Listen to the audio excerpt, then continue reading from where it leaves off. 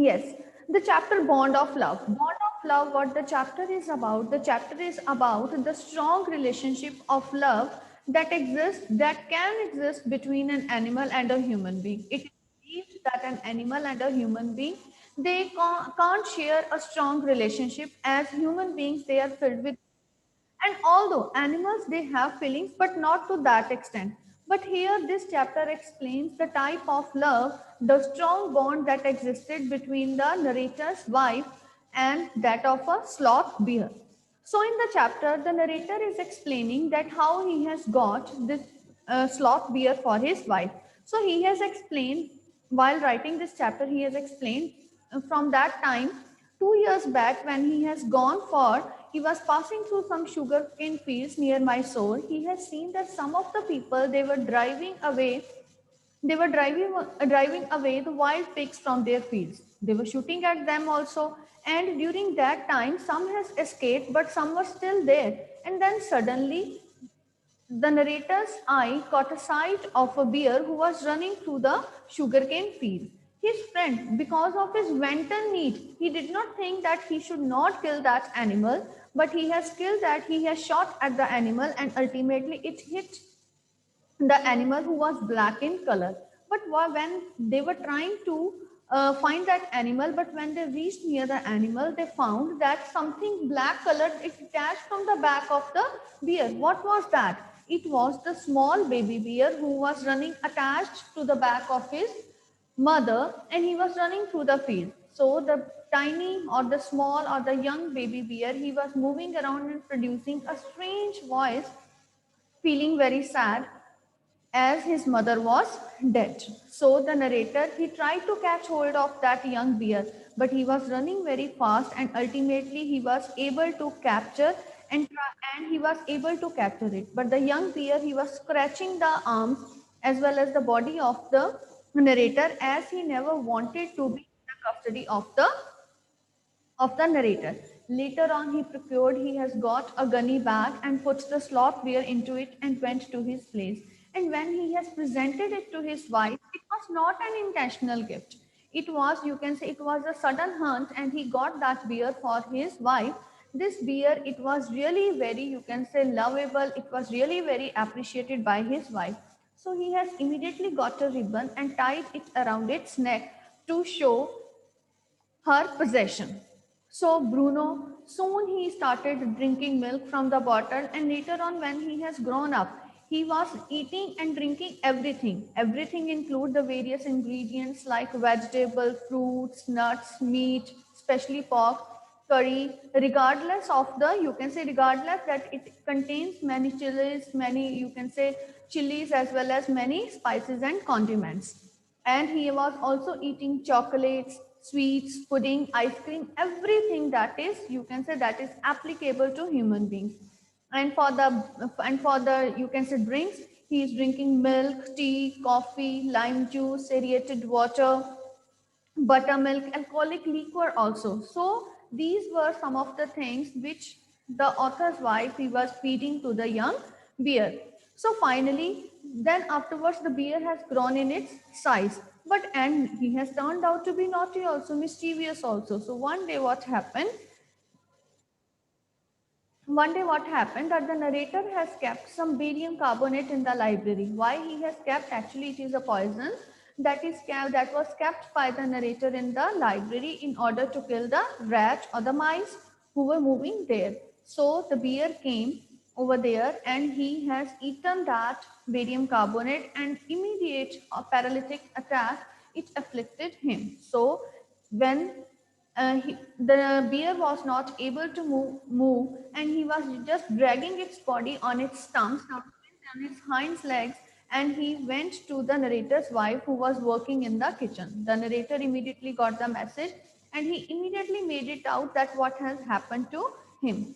Then, after taking him to the doctor was also surprised to see the poor condition of the animal. Later on, he searched in various reference books.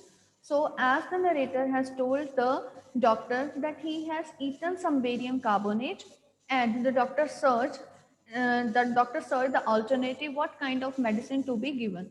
So, a hypodermic injection of an antidote was given. The first 10 cc was given was not at all effective for the young bear. Then when another 10 cc was given, he felt relaxed, and even the doctor made assured the narrator that he will be better soon.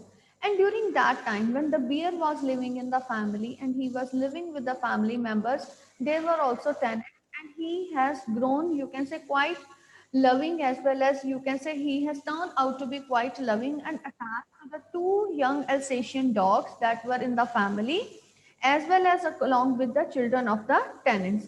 So he was spending time playing, running, as well as into the kitchen and going to sleep in their bed. So this is how the bear is slowly and gradually getting attached to the family. Later on, this was not just one incident of his mischievous nature. Later on, when the narrator, he has put some, you can say he has put 1 gallon of engine oil, and which he had how he had got this engine oil from the stud breaker, the car.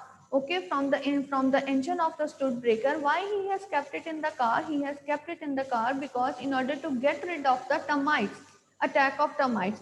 Later on, what happened, because the bear was not aware what to eat, when not to eat, he drank the complete 1 gallon, but luckily this time it had no effect upon him. So these are the some of the things, or some of the, you can say, incidents which shows that Bruno was, you can say, mischievous in nature, and he was eating and drinking everything that is available. Now after that, months rolled on, the time passed on, and Bruno has grown many times the size when it was brought into the home. Now what happened, everyone was suggesting that it is not possible to keep such kind of beer at home. But the narrator's wife, she was not paying any heed to these kind of suggestions. She was making the young bear to learn many tricks. So the various tricks shown by Baba, for example, there are various tricks shown by Baba. For example, like when she used to say Baba gun, he would use a stump, small stump of wood that was placed in the bed where Bruno was sleeping. He would immediately that stump, and he would, you can say, point it in the form of a gun. And now when she would say Baba baby, and again what he would do, he would bring a nurse, you can say stick, and would start cradling the baby in his arms like this. And when she would say Baba wrestle, what he would do, he would, you can say, tumble and ruffle with everything that comes in its way. So in this manner, Baba was playing various tricks. It means that he has turned out to be greatly affectionate with the family members. And even the narrator's wife, she has also changed the name of the baby bear from Bruno to Baba. Baba means small boy. So then afterwards, when Baba was doing these kind of mischievous things also, he has grown in its size also, and they were not able to feed that great bear in the family. And what everyone was suggesting, that they should shift this bear to somewhere else in its original habitat. The narrator's wife, who was closely attached to Bruno, to Baba, she was not at all ready to leave that fear. Finally, somehow she got ready, and before she could change her mind, the narrator immediately, he has talked to the curator of the zoo, which was situated at Mysore. He talked to the curator of the zoo, which was situated at Mysore, and ultimately, before she could change her mind, the narrator, he shifted the bear to that zoo, which was 87 miles away from their house. But the days after that was really very painful, painful, as well as full of separation and pain, full of, you can say, sad feelings, both for the narrator's wife as well as that of the beer. Even the narrator's wife was fretting. She was not at all coping with the change that had been brought into her life. She wrote a number of letters also to the curator of the zoo, that how's Baba, but back every time she's writing, what type of replies are coming, that he is fretting and he refuses to eat. And on the other side, Baba was also suffering.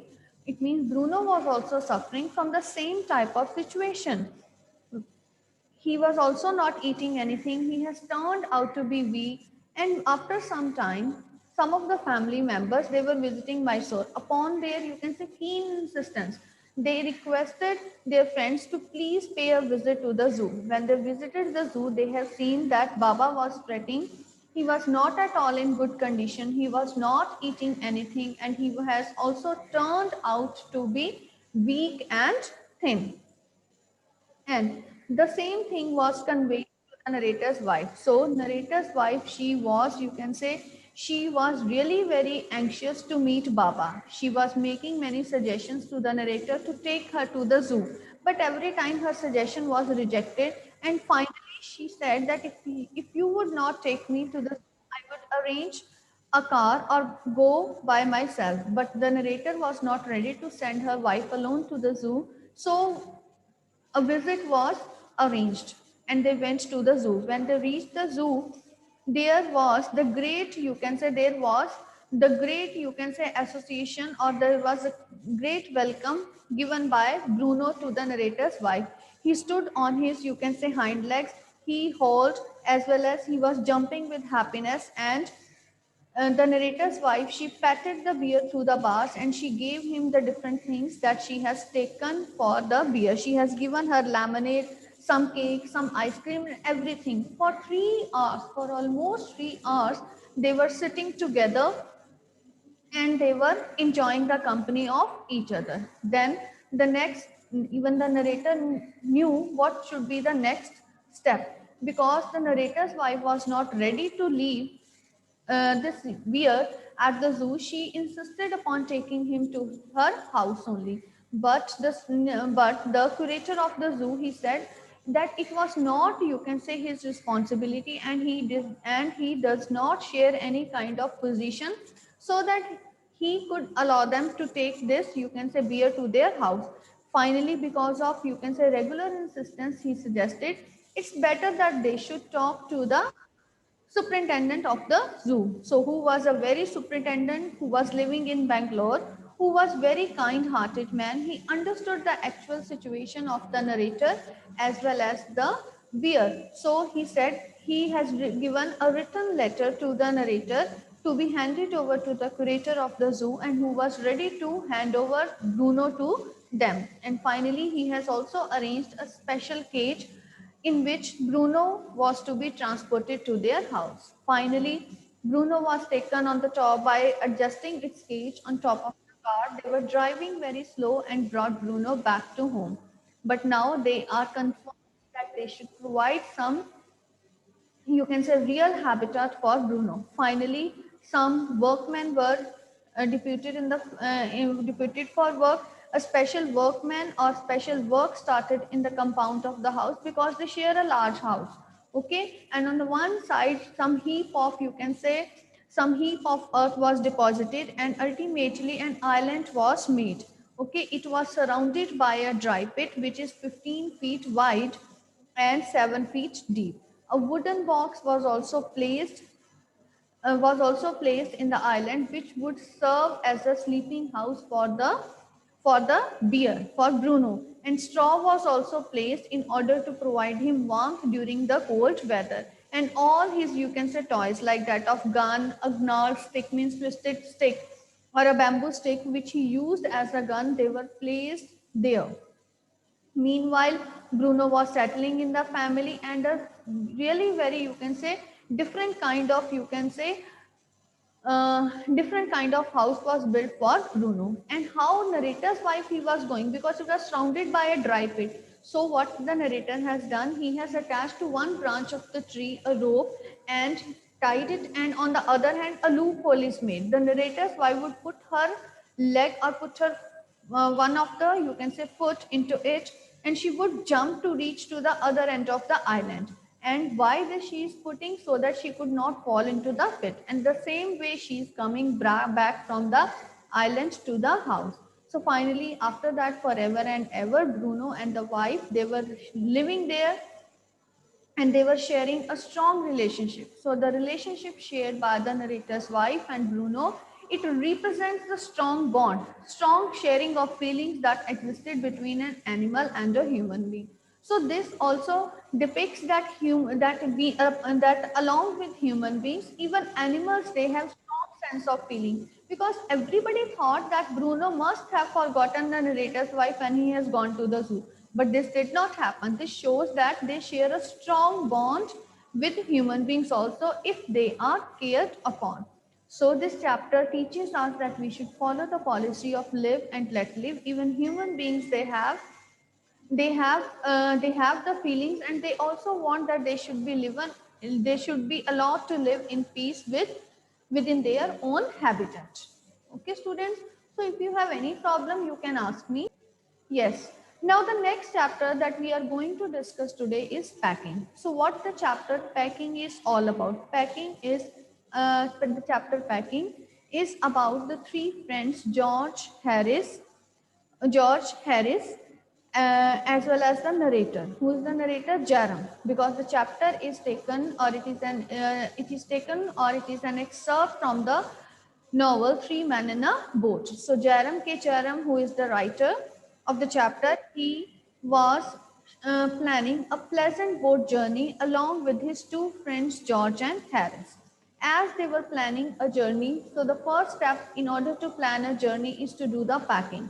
So Jerem, who thought that he is a perfect packer, and he prided his packing skills, and he prided himself in his packing skills, he thought that being a better packer out of the all, or he is the better packer, and he saw that he should continue with the packing. But actually this idea was immediately despised by him.